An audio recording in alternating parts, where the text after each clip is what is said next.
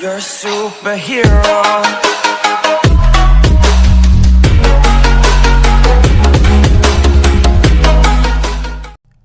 नमस्कार दोस्तों, स्वागत है आप सभी का मेरे चैनल पर। मैं हूं ऋतिक शर्मा और आप लोग देख रहे हैं ऋतिक चैनल।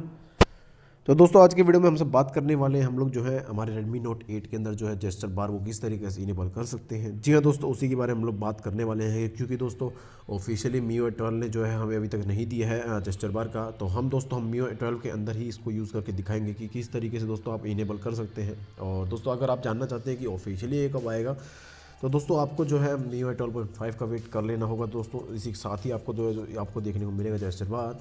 तो दोस्तों अगर आप चाहते हैं MIUI 12 के अंदर अभी भी यूज़ करना है इसी समय, तो दोस्तों आप ये वीडियो को एंड तक जरूर देखते रहिए, आपको सारा कुछ समझ में आ जाएगा कि किस तरीके से दोस्तों ये जेस्चर बार को इनेबल करना है। तो चलिए दोस्तों वीडियो को स्टार्ट कर लेते हैं। और सबसे पहले दोस्तों आपको मैं दिखा देता हूँ कि ये जेस्चर बार किस तरीके से काम करता है। तो उससे पहले दोस्तों आपको चले जाना होगा प्ले स्टोर पर, और यहाँ पर दोस्तों आपको सर्च करना होगा एक्स होम बार।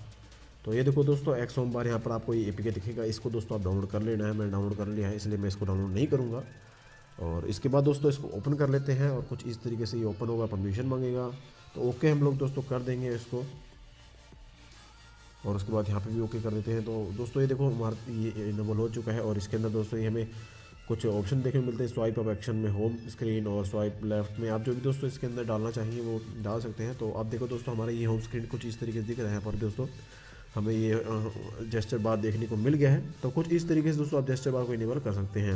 और आशा करता हूँ दोस्तों आपने भी इनेबल कर लिया होगा। और दोस्तों अगर आपको कोई भी दिक्कत आ रही है दोस्तों, हमारे टेलीग्राम ग्रुप को ज्वाइन करके हमसे सवाल पूछ सकते हैं। मैं आपका जवाब दोस्तों जरूर से देने की कोशिश करूँगा। तो दोस्तों यही था वीडियो में, आशा करता हूँ वीडियो आपको पसंद आ गया होगा।